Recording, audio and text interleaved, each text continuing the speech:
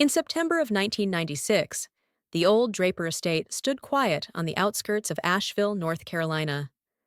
The house, a sprawling two-story colonial with weathered shutters and creeping ivy, had been in the family for over a century. Within its walls lived 81-year-old Ellen Draper, widow of the late Charles Draper, a once prominent attorney known for his ruthless litigation style and airtight contracts. Ellen had long been regarded as the matriarch, the guardian of legacy and lineage, but time had not been kind to her body. After a series of minor strokes and a fall that left her confined to a wheelchair, she knew the end was near. The family had returned, summoned not by love, but by a quiet urgency that lingered beneath polite smiles and rehearsed condolences. Her three children, Scott, Linda, and Thomas, each arrived with subtle posturing and carefully chosen words. They brought their children too, including Joshua, the youngest grandson, fresh out of college with uncertain ambitions and a glint of entitlement in his eyes. The house, once filled with warmth and noise, now breathed a heavy silence, punctuated only by the clinking of teacups and the murmur of inheritance speculation. Ellen spoke little in those final weeks. Her words, once sharp and commanding, had softened into brief murmurs and prolonged pauses. But she wrote constantly. Pages and pages filled her desk drawers, the strokes of her pen erratic yet purposeful. By nightfall, she would sit by the window, a wool shawl over her shoulders, scribbling letters, notes, and what appeared to be confessions. No one asked what she was writing. No one cared to read. The only person who treated her like a human being, rather than an aging vault of assets, was Jenny Caldwell, her nurse. Jenny was a quiet woman in her 40s, a lifelong Asheville resident with calloused hands and a calm presence. Ellen had once called her the only harbor in a sea of vultures. Jenny never pried, never assumed, and never looked at the house with the eyes of a future owner. She simply helped. Unknown to her children, Ellen had contacted someone else in her final weeks, a man named Dane Winslow. A retired federal agent turned private investigator, Dane had once uncovered white-collar crimes in Washington and political sabotage in Atlanta. Ellen met with him in secret, asking for a final service. The nature of her request remained known only to him, but whatever it was, it had nothing to do with preserving family peace. Rather, it was about revelation, retribution. As the leaves began to fall and the shadows lengthened across the lawn, the house took on an atmosphere of tense expectancy. The ticking of clocks felt louder, the creaking of floorboards more deliberate. Every glance between family members held layers of history, betrayal, and calculation. None of them knew what Ellen had set in motion, but they felt something closing in. The morning after Ellen Draper's funeral, her family returned to the house, dressed in muted grays and navy blues, carrying grief that looked more like fatigue than sorrow. The parlor had been arranged with extra chairs, coffee trays, and polished crystal glasses, as if preparing for a reading of something sacred. They gathered in a loose circle, their postures guarded but expectant. The air was thick with anticipation, not of remembrance, but of entitlement. They had come not to mourn, but to claim. Everyone assumed that the division would be predictable. The Draper estate, an elegant but aging house, multiple accounts, bonds, and a portfolio of properties, would be distributed equally among the three children. Scott had already spoken with a broker. Linda had contacted an interior designer. Thomas had glanced too many times at the antique clock above the mantel, calculating its auction value. Even the younger generation lingered in the hallway, feigning indifference while listening closely. Then the front door creaked open, and Dane Winslow stepped inside. He looked out of place in the room full of relatives, not just because of his dark suit and weathered face, but because he carried no condolences, only a worn leather briefcase. The family exchanged confused glances, murmurs rising like steam. He introduced himself with formal precision and took a seat at the head of the table without asking. The usual lawyer, Mr. Burnham, stood beside him, eyes unreadable, holding a sealed envelope. Winslow placed 3 folders on the table, each neatly labeled. He then reached into his case and retrieved a small cassette recorder. With the push of a button, the room filled with a static hum, followed by the unmistakable voice of Ellen Draper. Her tone was calm, steady, unflinching. "If you're hearing this," she began, "I am no longer with you. But my voice remains. And so does the truth. The truth, I have found, is rarely welcome in this family." The silence that followed was not respectful. It was uneasy. Chairs shifted, eyes darted. Someone cleared their throat. The weight of her words settled like dust across the hardwood floor. Winslow stopped the tape. He then handed the envelope to Mr. Burnham and addressed the room. The legal will, he explained, was valid and complete, but it was only half the story. The other half, the true context, the final intention, was contained in documents he had prepared during the last weeks of Ellen's life. These would not be distributed until the family heard everything she had asked him to uncover. He did not raise his voice. He didn't need to. The mere suggestion that there were secrets yet to be revealed shifted the tone of the gathering. What had been a formality became something else entirely, a reckoning. No one spoke. No one dared. The room, once filled with confident assumption, now held only the sound of ticking clocks and the faint creak of the old house adjusting its weight. The legacy of Ellen Draper had not come to rest. It had come to speak. Dane Winslow opened the first of the folders with methodical precision. The room, once tight with anticipation, now leaned into a silence that bordered on dread. What followed was not a dramatic confrontation, but a slow, deliberate dismantling of the Draper family's carefully constructed facade. He began with Thomas. For the past 3 years, Thomas had been managing one of the smaller family endowments, the Draper Historical Fund, established in Ellen's name to support local preservation efforts. On paper, it appeared dormant, with modest donations and routine expenses. In truth, Thomas had rerouted a substantial portion of the fund into shell corporations based in Delaware and Nevada. The money had financed not only personal investments, but also apartments leased in the names of 2 different women. The documents Winslow provided included bank statements, wire transfers, and images of handwritten notes detailing coded withdrawals. Thomas's hands clenched in his lap as the evidence spread across the table. Next came Linda. Winslow revealed that over the past 18 months, Linda had been acquiring power of attorney documents under the guise of assisting Ellen with estate planning. Using her mother's shaky signature, she had initiated the sale of minor properties, small parcels of land, old family shares, pieces of artwork, through a network of businesses she controlled behind other names. The pattern was consistent. Ellen had trusted her daughter to help navigate the bureaucracy of aging, and instead, Linda had used that trust to line her own portfolio. Copies of notarized forms were laid out beside internal emails from Linda's law office, confirming asset transfers that Ellen had never spoken of.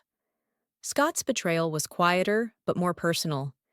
He had long presented himself as the uninvolved sibling, the one who stayed on the periphery, never demanding, never plotting. But Winslow brought forward a collection of letters, each written in Ellen's frail cursive. In them, she begged him to stop mortgaging the family home. Scott, it turned out, had used the house, her sanctuary, as collateral on a failing chain of recreational vehicle dealerships. Each loan was larger than the last. Her pleas, written with desperation and the heartbreak of a mother losing trust, had gone unanswered. Scott stared at the letters without blinking. Finally, Winslow turned to the youngest, Joshua. The family had praised him as the only one interested in the intellectual legacy of the Drapers. He had taken it upon himself to curate Ellen's private library. But beneath that facade of archival preservation was a different truth. Winslow presented screenshots from online auctions, private sales, and anonymous listings, all tracing back to rare volumes missing from Ellen's shelves. First editions, annotated manuscripts, family heirlooms in the form of books, sold piece by piece to private collectors. Some bore Ellen's notes in the margins. Others had library stamps older than the house itself. Joshua looked down, unable to meet anyone's gaze. As Winslow concluded his presentation, he did not raise his voice or offer commentary. The evidence spoke for itself. Receipts, letters, transfers, scanned documents, timestamps. The pile grew as the shame thickened. It was not merely a financial reckoning, but a moral one. Each revelation chipped away at the illusion that this family had preserved even a fraction of the decency Ellen had once tried to instill. There were no interruptions, only the shifting of feet, the tightening of jaws, the occasional flicker of disbelief.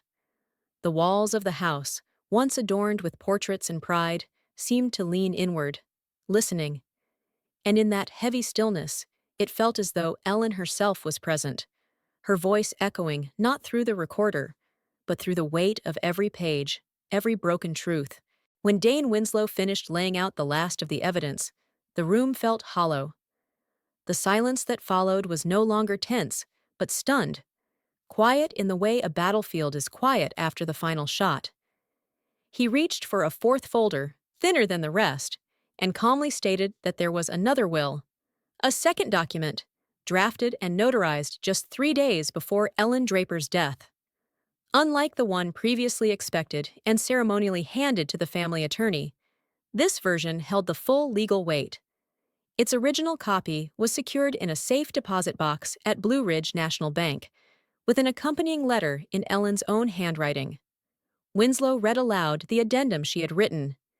In it, Ellen stated clearly and without embellishment that her children and grandchildren had failed to see her as anything more than a source of wealth and obligation. Only one person, she wrote, had looked her in the eyes without calculation. Only one had stayed not for gain, but for kindness.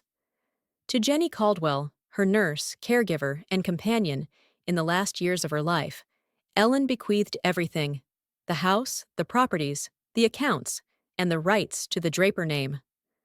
The reaction was instant and volatile. Chairs scraped against the floor. Protests erupted, some indignant, some incredulous. Linda demanded to see a copy. Scott scoffed and shook his head, muttering accusations of manipulation.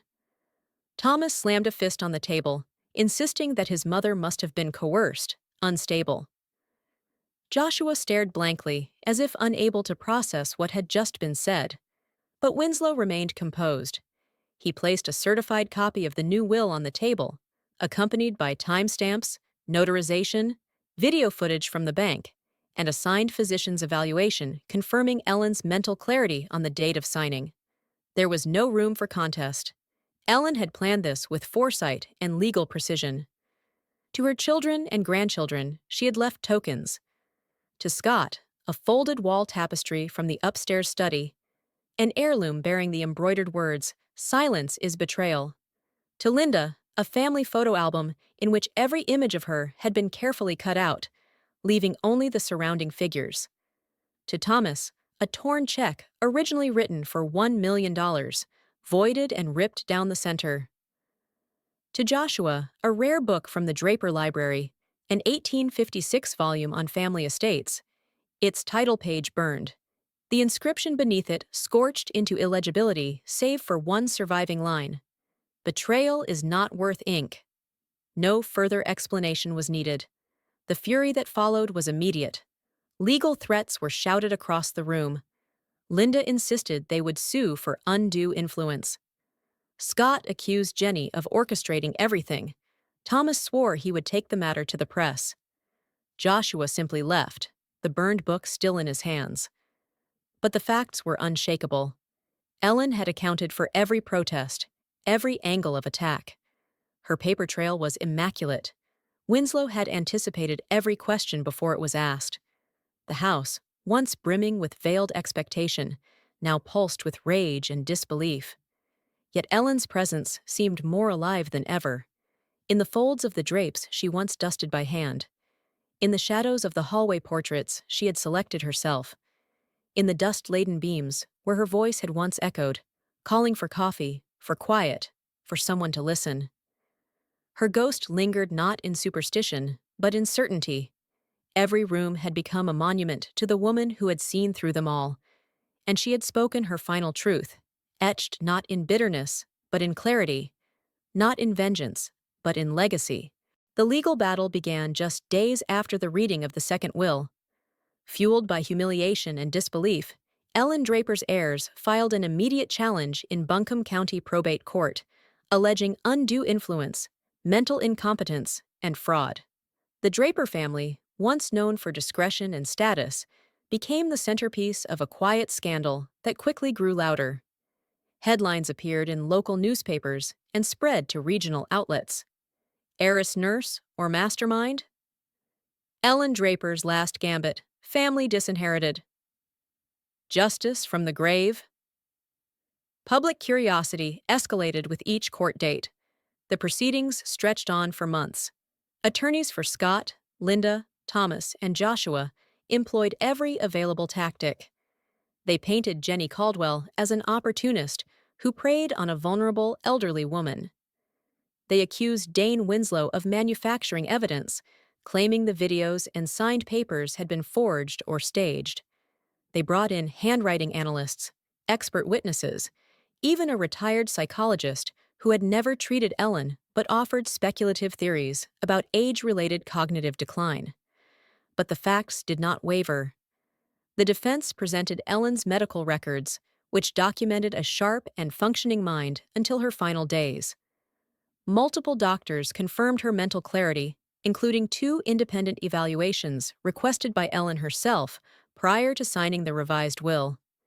The bank footage showed her walking slowly but unaided into the vault room, nodding clearly as she verified the documents. Her voice on tape was unmistakable, firm, articulate, and aware. Each form bore her unmistakable signature, matched precisely to those from earlier years. Notarizations, time-stamped filings, and even a video of her dictating the final terms to Winslow were submitted to the court. The judge, a reserved man with little tolerance for theatrics, listened with growing impatience as the plaintiffs recycled arguments already disproven. He reviewed every document, asked meticulous questions, and made it clear that emotion would not sway legal interpretation. When the verdict was finally rendered, the courtroom was still. The second will was upheld in full. Jenny Caldwell left the courthouse surrounded by reporters. Flashbulbs popped, microphones crowded her face. She looked hollow, as though the months of accusation and scrutiny had taken something vital from her. In her only public statement, spoken through trembling lips, she said she had done nothing more than offer comfort to a dying woman who had no one else. She hadn't known the scope of Ellen's preparations, nor asked for anything. She had simply done her job, day after day, without expectation. Public opinion split down the middle.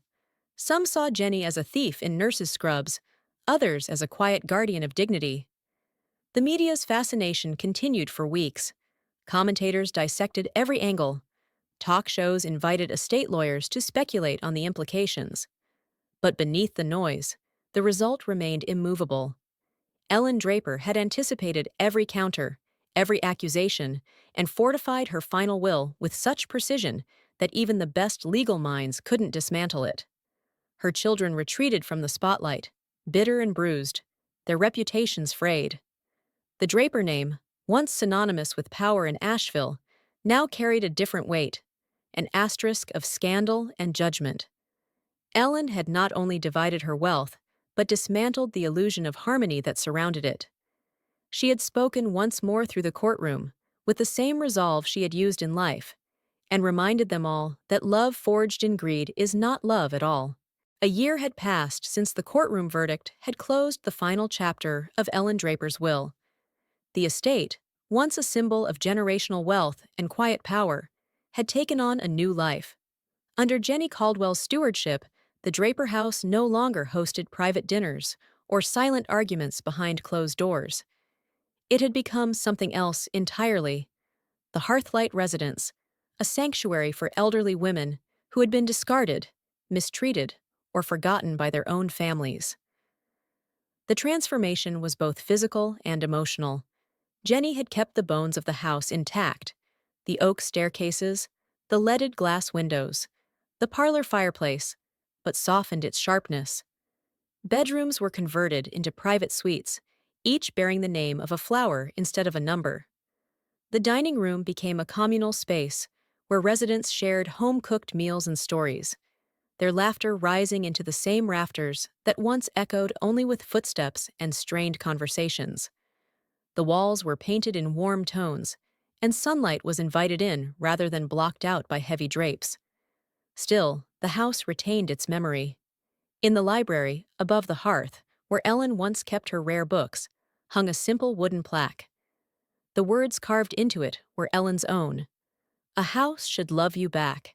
Visitors often paused in front of it without knowing the full story. Some felt its weight instinctively, as if the house itself was offering a quiet promise of safety. The plaque became the spiritual center of the home, an unspoken creed for every woman who walked through its doors seeking a place to belong. Dane Winslow never returned to the estate after the final papers were signed. He had closed his office shortly after the trial, placing a single key and a short note on his desk before locking the door behind him. The case of Ellen Draper, he admitted to no one in particular, had been his final assignment. It had drained something elemental from him, not in exhaustion, but in completion. He had seen justice take a long and winding path, not through anger or vengeance, but through intention and preparation. It was a kind of justice that lingered, uncelebrated and deeply personal. The Draper family splintered in the months that followed. There were no more holiday reunions or birthday calls. Scott relocated to Arizona, citing a desire for distance. Linda moved into a gated community in Florida and rarely answered calls. Thomas declared bankruptcy and left town entirely. Joshua kept to himself, quietly selling off the remnants of his ambitions. None of them ever visited the house again, but occasionally one of them would drive past the corner where the estate stood behind its wrought iron gate. They never stopped. They never looked long. Their eyes would shift to the road, as if to avoid the weight of memory pressing against the windshield. And yet the house remained, solid, present, alive with its new purpose. It no longer whispered with secrets, but hummed with quiet conversation and the clinking of teacups. The spirits it held were not of the vengeful kind, but of a woman who had chosen truth in silence, love in solitude, and justice in stillness. Ellen Draper had orchestrated not only a legacy, but a lesson. The house, once heavy with judgment, now breathed with grace. And though no one said it aloud, it was understood by those who lived there and by those who dared remember it from afar. The house remembered everything, and it kept its promises.